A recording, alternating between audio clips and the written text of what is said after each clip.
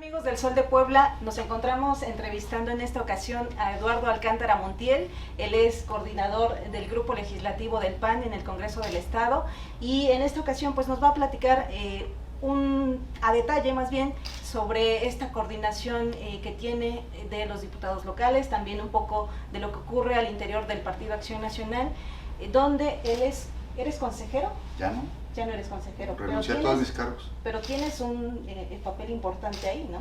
No, ya no soy un militante más. Eres un militante más. Bueno, pues en esta ocasión nos va a platicar sobre esto a detalle y entre otros temas también acerca de pues este proceso interno de renovación del Comité Directivo Municipal. Claro. Directivo estatal. Gracias. De todos un poco. Bienvenido. Muchas gracias. Muchas gracias. La verdad, me da gusto estar con ustedes, platicar un poco de lo que viene haciendo el PAN hoy, de lo que me toca hacer en este nuevo rol de coordinador del Grupo Legislativo del PAN. Yo soy muy contento con estas primeras 3 semanas que llevamos del Congreso. La verdad, yo creo que el Grupo Legislativo del PAN se muestra de una manera, primero, unida, independientemente de las diferencias que podemos tener internamente los diputados. En una reunión previa hubo una discusión y yo puse en la mesa que teníamos que entender que una cosa era nuestra obligación legislativa ante los ciudadanos y otra cosa era donde nos latía el corazón o nos pegaba en el tema interno. Y que teníamos que aprender a separar un poco las dos cosas, porque pues, los ciudadanos no tienen la culpa de los jaloneos de cabellos que podemos darnos al interior del partido, y entonces tenemos que rendir cuentas de nuestro trabajo. Y es lo que hemos venido haciendo. Les comento que estoy muy contento, hemos logrado algunos consensos interesantes, y otros también hemos empezado a subir el tema del debate nosotros. ¿Por qué? Porque desde mi mensaje inicial de la legislatura, yo fui muy claro y fui enfático que este PAN quiere ser una oposición distinta a la que habíamos visto, porque la oposición estaba como desdibujada desde la legislatura pasada y lo que tratábamos de hacer es cómo hacer, primero, contrastar las ideas, buscar el diálogo, la confrontación de estas y a partir de ahí probablemente construir los consensos que necesitamos para Puebla. Y si no hubiera el consenso, pues habrá el disenso, nos verán en el lado contrario a la mayoría, ganaremos el debate en la tribuna, estoy casi seguro, y no será la única vez que pongan el debate y pierda la votación, porque esa es la historia de Acción Nacional y es lo que seguiremos haciendo y que tenemos que retomar como oposición. Entonces, esta nueva dinámica implica participar, tratar de persuadir, hacer un buen trabajo de cabildeo previo, y hemos logrado cosas interesantes. Hace una semana, en sesión del Congreso, se discutió un punto de acuerdo para los afectados del huracán Grace. Lo propone el PRI, subimos nosotros, se pone medio álgida la discusión, y después de álgida la elección, logramos persuadir a la mayoría de cambiar el proyecto. Y a pesar de que el debate fue álgido, logramos que se cambiara el proyecto y se votó por unanimidad. Para eso sirve también la oposición, para que nos dejen persuadirles que no porque pensamos distinto, queremos el mal de Puebla. Que no porque pensamos distinto, queremos entorpecer el trabajo legislativo. Finalmente, la realidad es que el partido mayoritario, que es Morena, pues también responderá a los intereses del gobernador, que es de Morena. Digamos que caminan en la misma línea. A ver, eso es algo, y traen la misma agenda. Es algo natural. Se pasa en todos lados. Y hacia allá iba. Pero el gobernador estamos viendo que toma una actitud distinta en esta segunda legislatura de su mandato, y tan es así que ya los invitó a comer el martes, por ejemplo. Sí. Y no solo esa comida que hubo en Casaguayo, sino que después de la elección se invitó a la dirigente de tu partido, o sea, lo estamos luego viendo. Nos reunimos los diputados del PAN con él, ¿no? Así es, parece que hay una mejor comunicación. Entonces, ¿crees que pudieran evitarse los enfrentamientos en esta legislatura? Mira, enfrentamientos va a haber, porque seguramente va a haber temas álgidos que irán con nuestras posiciones políticas, doctrinarias, y en las cuales tenemos posiciones irreductibles, sí, ¿no? O sea, el PAN no va a negar lo que dice su declaración de principios. Sí. Y hay temas en los cuales pues no iremos con ellos, ¿no? Por ejemplo, es muy claro en la discusión pública, el tema de la despenalización del aborto. Es un tema en el cual el PAN no va a ir con Morena, ¿no? ¿Por qué? Porque está en nuestra declaración de principios. Y hablaremos sobre eso, debatiremos sobre eso, argumentaremos sobre eso, pero en esos temas no va a haber. ¿Por qué? El problema es que el gran problema en la política es que todo se ha dibujado en una nueva línea color de rosa donde no sabes quién es quién. Y donde pareciera que todos se igualan. La gente de afuera dice, todos los políticos son iguales sin importar el color, porque no hemos logrado hacer la diferencia. Que además los vemos cambiando de partido cada elección, a varios. Sí, entonces, pero parte de ese problema, y eso es lo que genera que la gente ya no confía en la política. Sí. Ya no hay identidad. Yo lo que tenemos que hacer es, a partir de esa identidad, cómo generamos, cómo contrastamos y cómo buscamos los acuerdos. Ok. Sin duda, no es un trabajo fácil, ¿no? Sí hemos empezado un trabajo de diálogo que como oposición no teníamos con el gobierno del Estado en la primera parte del periodo. Recordarán aquellos capítulos de encontronazos en las ruedas de prensa entre la dirigenta y el gobernador del Estado. Hoy estamos en una dinámica distinta que yo creo que debe de abonar partiendo de una cosa que no hemos entendido. La construcción democrática parte del diálogo. Y el diálogo te permite acordar o no acordar, ¿no? Sí. El problema es que antes no había ni diálogo. Claro, claro. Eso empieza a cambiar la posibilidad de una conformación democrática. A veces es una cosa, la otra es que nos convenzamos. La otra es que respetemos que somos distintos y que hay pluralidad. Pero no solo que hay pluralidad, que seamos tolerantes con las posiciones de los otros. Y si bien hablabas de los principios en el partido político, hay una jurisprudencia que ya resolvió la Suprema Corte de Justicia de la Nación respecto a no criminalizar a la mujer que aborte. ¿Es correcto? A pesar de eso, el PAN se mantendrá con esta posición de... Mira, yo quiero ser muy claro con lo que resolvió la Corte. La Corte declaró inconstitucional la ley de Coahuila, paso número 1. Paso número 2, no hay resolución que haya declarado inconstitucional la ley de Puebla, que es un tema distinto. Una jurisprudencia tiene aplicación en el ámbito judicial, no en el ámbito legislativo, ¿sí? La obligatoriedad de una jurisprudencia tiene que ver que si una mujer hoy es señalada, es sancionada, al momento que llegue a la fiscalía, se le denuncie, la fiscalía no puede proceder en la aplicación de esa jurisprudencia, pero es en el ámbito judicial, no en el ámbito legislativo. Primero, No les obliga no, entonces a no es reformar vinculatorio la y no ley. nos obliga a reformar la ley. Lo que dice esa jurisprudencia es que hoy ninguna mujer puede ser sancionada. Punto número 1, porque es un tema distinto que parece que se confunde.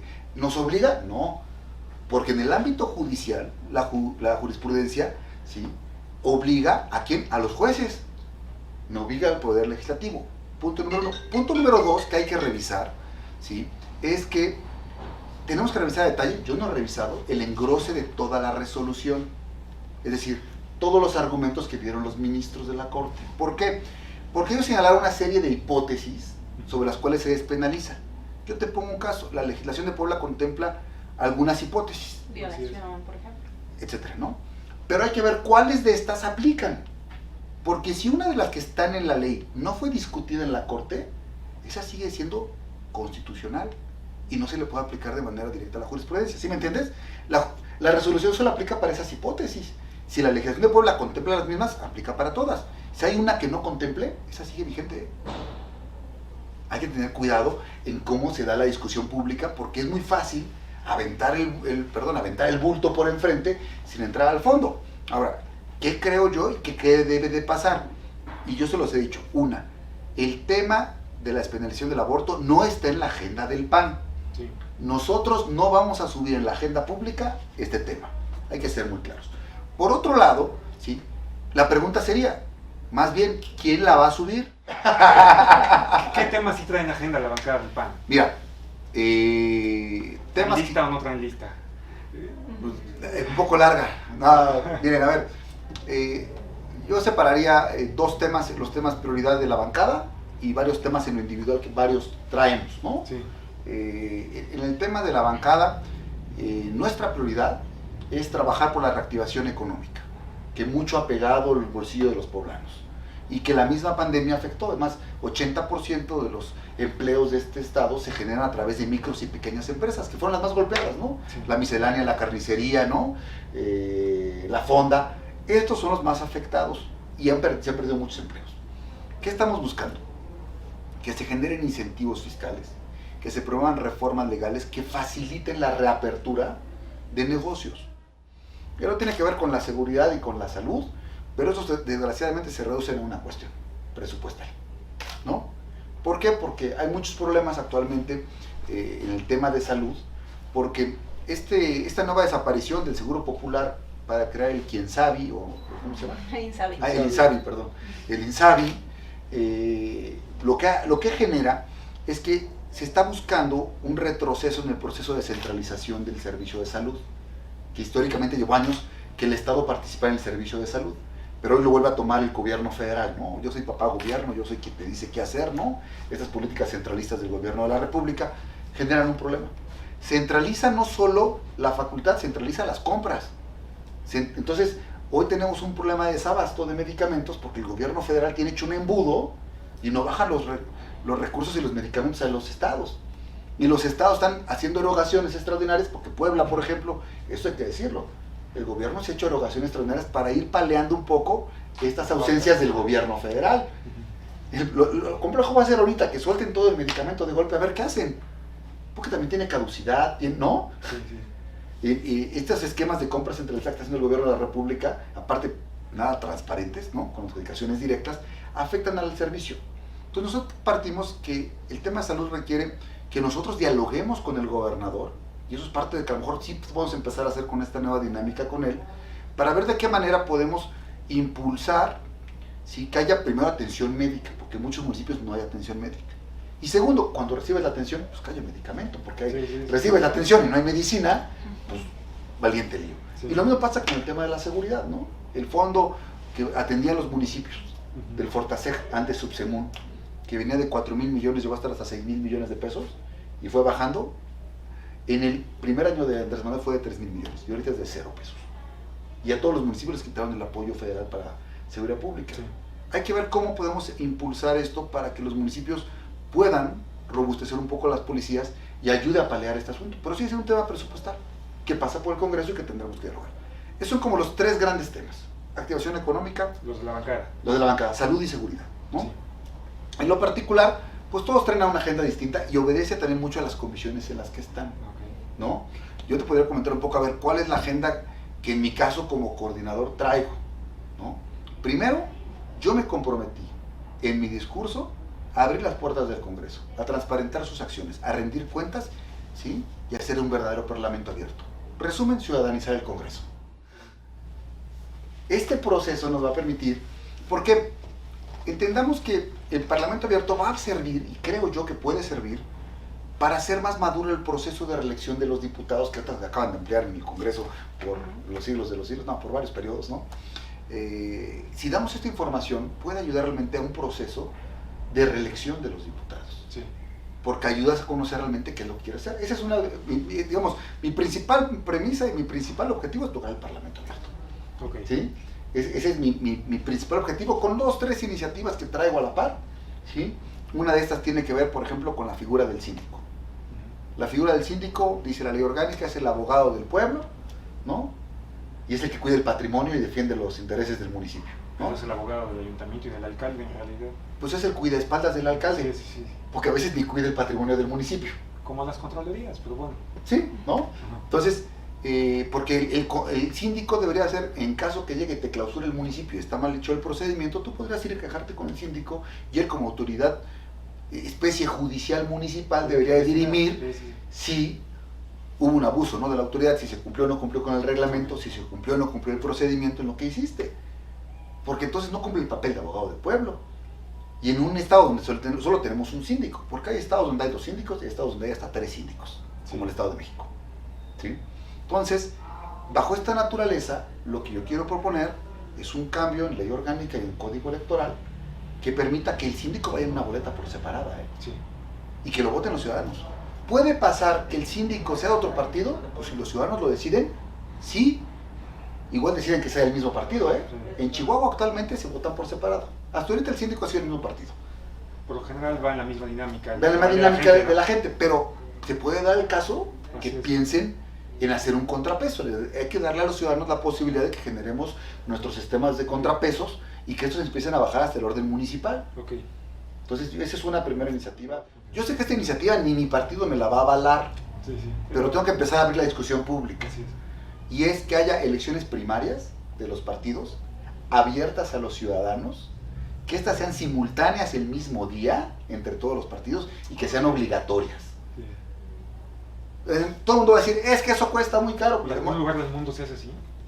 Sí, en varios países del mundo. Okay. Todos al mismo tiempo. Sí. Okay. Entonces, ¿qué pasa? Elección primaria. ¿Qué pasa? Que llegas en febrero y vas a la misma casilla en la que votas, vengo a votar en la interna por Morena, te dan la boleta de Morena con los 3, 4 nombres de los aspirantes, o te dan la del PAN, o te dan la del PRI, y eliges por uno de ellos. Sí. Haces que los ciudadanos participen en el proceso, legitimas el proceso, cantas un poco y hasta permite hacer por acuerdos de coalición y agrupaciones políticas en vista a la elección. Claro. Y evitas hasta el chapulineo. Ujú. Porque como todos se votan ese mismo día, ya no tienen opción de irse a otro lado. ¿No? Sí. Y robustecemos el sistema democrático. Está bien, está interesante. En campaña, justamente hubo un señalamiento en tu contra. Sí. Presuntamente acoso sexual por parte Y venta de tuya. candidatura. ¿Cómo? Y venta de candidatura. Pero me gustaría enfocarme más Las en dos el cosas. acoso sexual, sí, porque Erika de la Vega te denunció incluso penalmente, si no me Sí, es equivoco. correcto. Sí, incluso también en el Tribunal Local Electoral.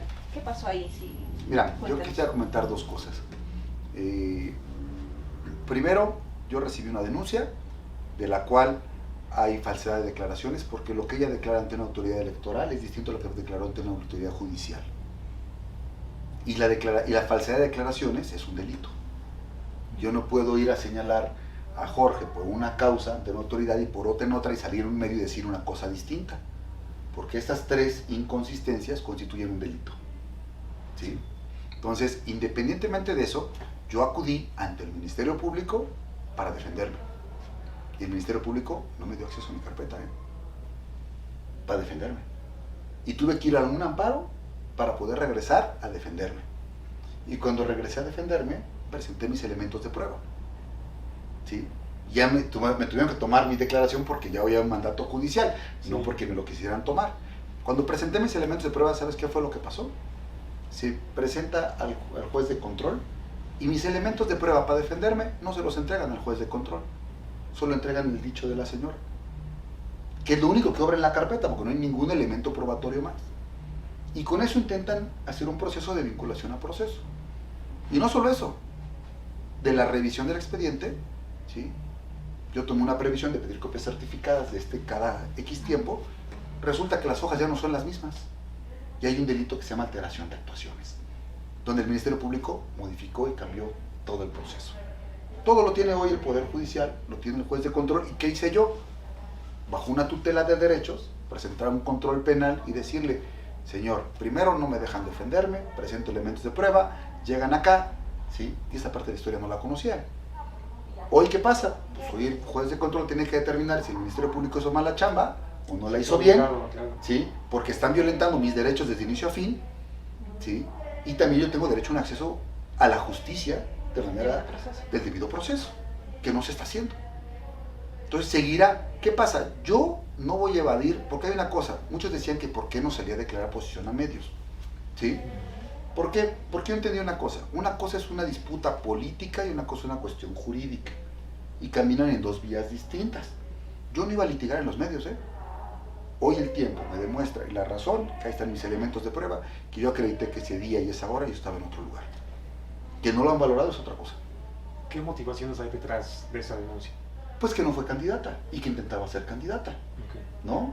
Además, en su momento hubo una nota que salió porque hubo presiones, ¿sí? De que ella decía ser apadrinada por Euquil Castañón para ser candidata, Sí.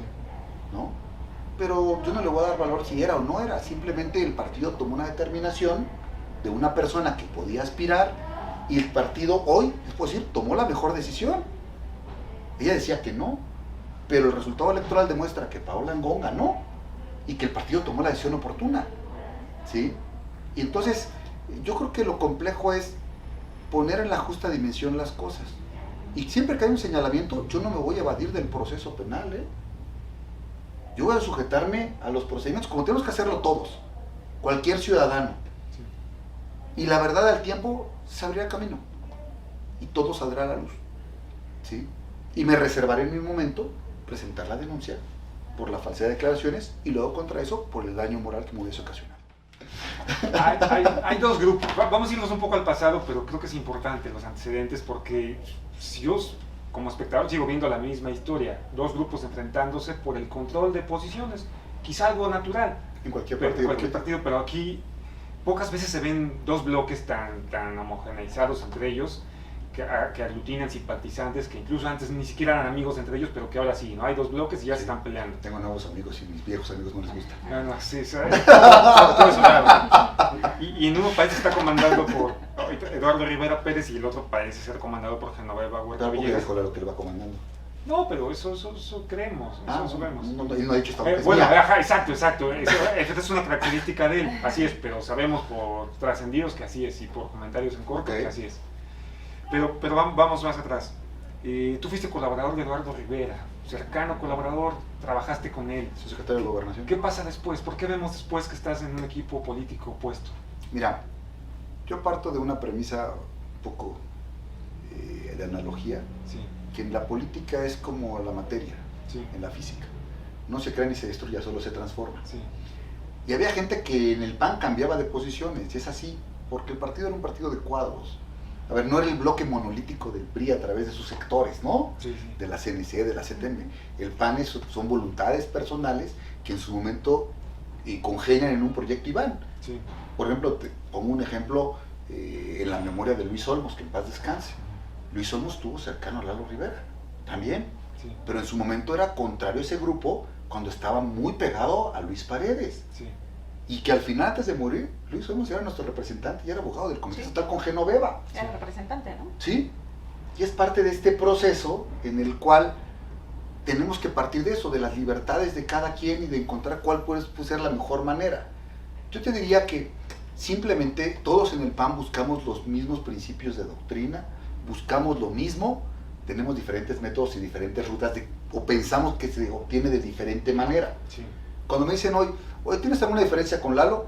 Una diferencia de opinión de cómo hacer las cosas, porque estamos buscando lo mismo. Sí. Bien común, solidaridad, subsidiariedad y respeto y trato digno a la persona humana.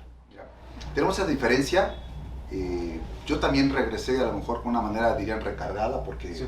antes yo no hablaba tan así como hablo ahora. Entendí fuera de Puebla que somos barrocos para hacer política, Sí. abusamos de la diplomacia y no decimos las cosas como son. Y yo hoy sí puedo decir, esto me gusta, esto no me gusta, en esto estoy de acuerdo, en esto estoy de acuerdo, en esto jalo y en esto no jalo. Ok, Eduardo. Hubo un PAN antes de 2010, un PAN que no ganaba la gubernatura, porque ya había ganado algunas elecciones, pero no ganaba Sí. la gubernatura. Hubo un PAN distinto entre 2010 y 2018, Sí. donde el PAN fue Morenovallismo. morenovallismo. Así es, el PAN es hegemónico, pero el morenovallismo controla el PAN. Luego viene el fallecimiento de Rafael Moreno Valle y Marta Erika Alonso, y pues viene el intento de supervivencia del grupo que venía, y el grupo que se sentía marginado, que es el que tenía el control antes de 2010, Tampoco dice, dio un paso para adelante. bueno, pero de alguna manera empieza, ¿no? O intenta, así es, no da pasos para adelante y te No, porque entiendo. tampoco lo vi en la elección de Cárdenas. Eso te iba a decir, a eso iba. O sea, En la elección de 2019 todos tuvieron miedo y se escondieron. Así es. Bueno, pero ahorita Algunos te pregunto. Algunos administraron su ventaja y otros dieron un paso atrás. Así es, bueno. Pero, creo que ya tocaste otro episodio. El de 2019 es importante, así es. Pero entonces, dime, vienen dos grupos que se intentan reagrupar. Lentos, dando pasos para atrás y luego dando un medio paso para adelante. Pero finalmente así pasa. Y entonces vemos ya los bloques. Supuestamente los supuestos morenovallistas y los antimorenovallistas o yonquistas. Y en ese escenario surge la elección del Comité Directivo Municipal del PAN, donde tú participas. Y de inmediato se te agrupa en el morenovallismo. Cuando yo no venía de ahí. Y se dice que Fernando Manzanilla era el que te estaba cilindreando y dando energía y recursos humanos y económicos, porque él quería que tú ganaras el Comité Directivo Municipal del PAN para comenzar a controlar el partido. ¿Qué pasó ahí? ¿Es cierto o no es cierto? No, mira, yo te puedo comentar. Porque puede ser parte de A la ver. división que hay ahorita. Yo te puedo comentar realmente qué sucede. El problema que tenemos en el PAN, de unos y de otros, es que acostumbran decir mentiras y repetirlas muchas veces para que se vuelvan verdades. Sí. Porque hasta ese momento, ¿sí? No solo los panistas. Es parte de la práctica política. La realidad es que esta etapa del morenovallismo murió cuando murió Rafael. Así es. Ya no va a haber morenovallismo, ¿eh? Así es, nunca. Nunca. Y el PAN tampoco va a ser lo mismo después de Rafael. Así es. Eso también es una realidad. Quien no lo quiera ver, pues está equivocado, ¿no? Porque hubo morenovallistas que llegaron y se fueron, sí, pero hay algunos que voluntariamente se quedaron en el PAN y siguen estando acá y son parte de esta nueva familia, ¿eh? Sí. Y tampoco va a ser nunca lo que fue antes de 2010. Tampoco, y tampoco va a ser lo que eran los foristas antes, ¿no? Sí. Porque el PAN es una institución de 82 años con una evolución permanente. Más bien hoy estamos en la etapa que lo viejo no se acaba de ir, lo nuevo no acaba de llegar. Y estamos reconstruyendo una nueva etapa del PAN. Y estos momentos convulsos que permiten, no te dicen con claridad qué es cada cosa, generan todo este tipo de confusiones, ¿no? Ok, Eduardo. Y sin embargo, la historia se sigue repitiendo, falsa o no, se sigue repitiendo, y se dice que Eduardo Alcántara Montiel es el verdadero hombre que toma, el todopoderoso en el comité directivo estatal, el que le dice a Genoveva Huerta qué hacer. ¿Es cierto eso? Mira, yo creo que primero, quien cree esas historias desestima la posibilidad de una persona de tomar decisiones. Porque primero dicen que soy yo, si no es Manzanilla, si no es alguien más, siempre hay alguien atrás que toma las decisiones. Según el ánimo eres tú o es Manzanilla. Sí, o puede ser alguien más, ¿no? No me acuerdo si es alguien más, pero bueno. Y ahorita van a decir que es Jorge Aguilar, ¿no? Porque ahora ya apareció, van a decir que es Jorge Aguilar, ¿no? El problema es que eso violenta un principio del PAN, que es la dignidad de la persona, es decir, que tú dudas que una persona tenga la capacidad de decidir. Sí. Y eso está mal. ¿A poco Lalo no se deja aconsejar por alguien? Sí, sí. ¿No? ¿A poco Rafael no se dejaba aconsejar por alguien? ¿No? Es parte de la política de manera normal hacerla. Cuando me preguntabas al principio qué cargo tenía de consejero y todo, yo cuando decidí participar con Genoveva renuncié a todos los cargos partidistas que tenía. Sí. Porque decidí apoyar a construir esta nueva etapa del PAN, pero yo no quiero ser reconvenido de decir las cosas de, si no colaboras te quito la silla, pues te entrego las sillas antes y yo voy a opinar libremente. Situaciones como esta, que además hemos visto los diferendos públicos, la más reciente es el tema de que Genoveva sale y dice, queremos que respete Eduardo Rivera el acuerdo que tuvimos para la integración del equipo de trabajo en el gobierno municipal. Eduardo ya presenta su primera parte del gabinete, que me parece que es la más sustancial, y no le hizo caso a Genoveva. No le hizo caso a Genoveva, no le hizo caso a la palabra que firmó. No sé, no conocemos el documento. Mira, no conocemos el documento se resguarda en el documento. Genoveva, por lo que sé, no me lo ha dicho, bueno, que Genoveva, es lo mismo, pero Genoveva dice que el acuerdo era que el directivo estatal iba a proponer. La gente de Eduardo dice, no, dijeron panistas genérico, con que sean panistas ya. Mira, pero no, ahí vemos la hoja. El documento está resguardado en el Comité Nacional. Sí. Yo mismo platiqué con Marco Cortés sobre este probable incumplimiento que ya venía a venir. Sí. Y la última visita lo hablé con él. Y me dijo hablar con Lalo. Él mismo, Marco, habló con Lalo y me pidió que me acercara con él para tratar de atender el tema. No hemos podido cerrar citas entre una y otra cosa. Pasó porque lo recibimos en el Congreso y luego evadimos este tema y lo fuimos pateando, ¿no? ¿Qué te puedo decir? Primero, hay un acuerdo que está firmado, sí. ¿Quiénes saben qué dice ese acuerdo? Pues los que estuvieron presentes. Lalo, Chucho Saldívar, Marco Cortés, Héctor Larios, el delegado Obando, el secretario de elecciones Tejeda, Genoveva y Osvaldo. ¿Sí? Entonces, la pregunta es, ¿uno dice una versión o 7 tienen una versión distinta? Creo que es innecesario llegar a exhibir el documento de un acuerdo interno, que lo que buscó era cómo transitar un acuerdo para transitar en la elección. Si se cumple, pues no será la primera vez que no se cumple un acuerdo político, ¿no? Más bien es, si no se cumple, se dan las condiciones o no para construir acuerdos futuros. Eso es lo que tenemos que estar discutiendo en el PAN. Y hacia allá iba. ¿Vamos a seguir viendo peleas de aquí a 2024? No, yo creo que lo que tiene que haber en el PAN son contrapesos. Sí. A ver. Pero lo que dijiste, si Eduardo no cumple lo que Genoveva dice que sí existe, no va a haber construcción de acuerdos en el futuro, porque ya no le van a creer o no van a querer creerle, o no, simplemente no van a querer sentarse con Eduardo Rivera, yo imagino. Bueno, la pregunta es primero si Lalo quiere algo o no. Sí. Y luego si quiere él tendrá que buscar el acuerdo. Pues yo creo que quiere ser candidato a gobernador, ¿no? ¿No lo ha dicho, sí? Pues yo creo que sí. No lo ha dicho. ¿No? Entonces estamos futureando mucho. Sí. Pero es lo más lógico, ¿no? O sea, que el presidente municipal... Él está en una posición privilegiada que le permite buscarlo, yo así lo digo. Sí.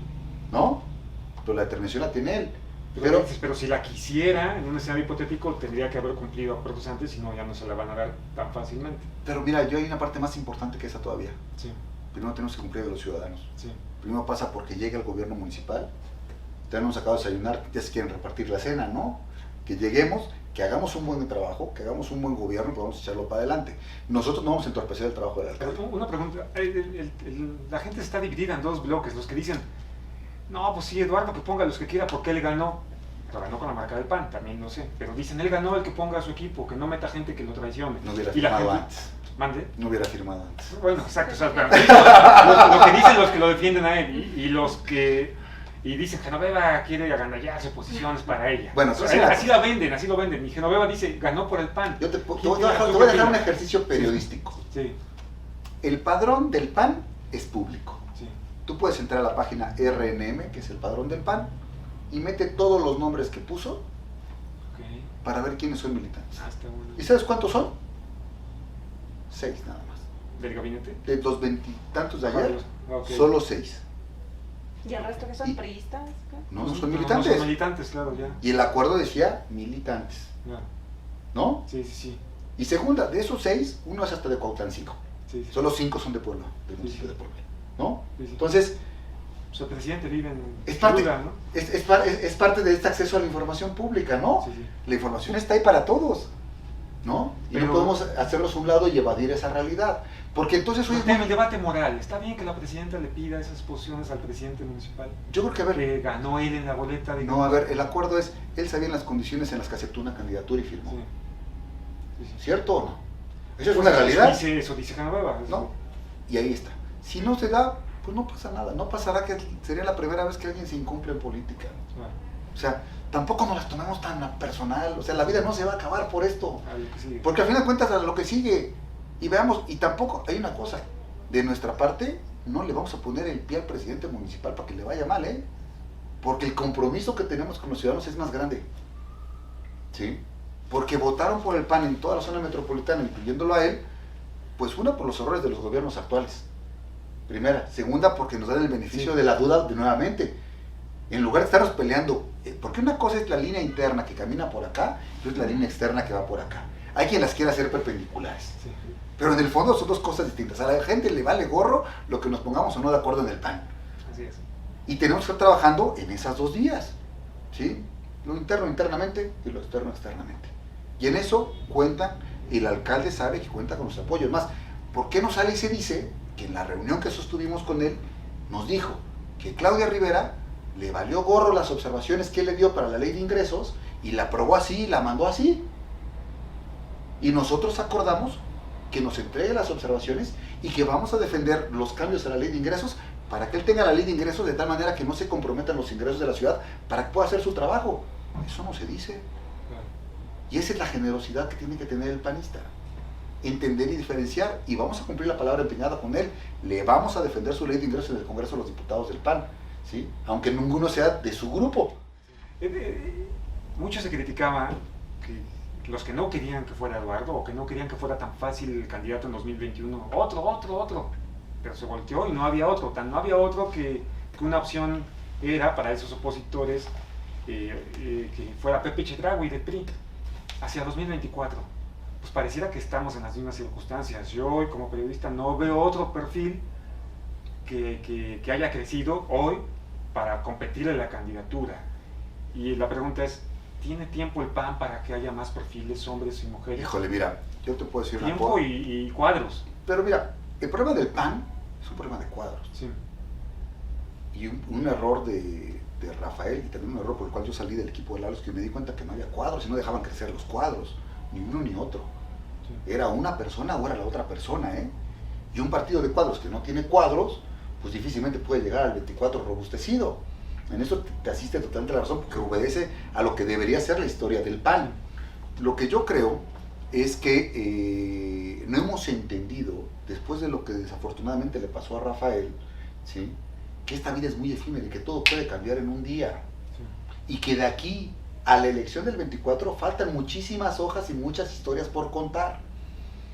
Y hay que ponernos en esa justa dimensión, ¿no? Obviamente no le deseamos nada malo a nadie, pero tenemos que entender que así como una persona puede llegar y crecer políticamente, otro puede llegar y derrumbarse. Otros podemos desaparecer de la escena pública. Sí. ¿Sí? Entonces, yo creo que es muy prematuro. Uh-huh. Lo que yo sí creo es que es lo mismo que le pasaba hace rato cuando estábamos hablando que ya quería el final de la película. Te está sí, pasando sí. lo mismo. Sí, sí, sí. Ya quieres el final de la película en el 24. Nos faltan muchos capítulos por ver. Falta mucho camino por andar. Sí. Y en esta parte es donde el PAN tiene que estar haciendo el trabajo de todos los días, todos los días. Mira, Yo te pondría esto así en las palabras de nuestro fundador, de Manuel Gómez Morín. Acción Nacional no es tarea de un día, es una brega de eternidad.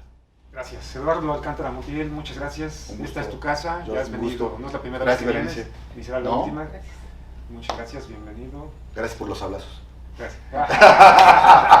Coordinador de los diputados locales del PAN, integrante de la Junta de Gobierno y Coordinación Política y sobre todo militante panista. Gracias.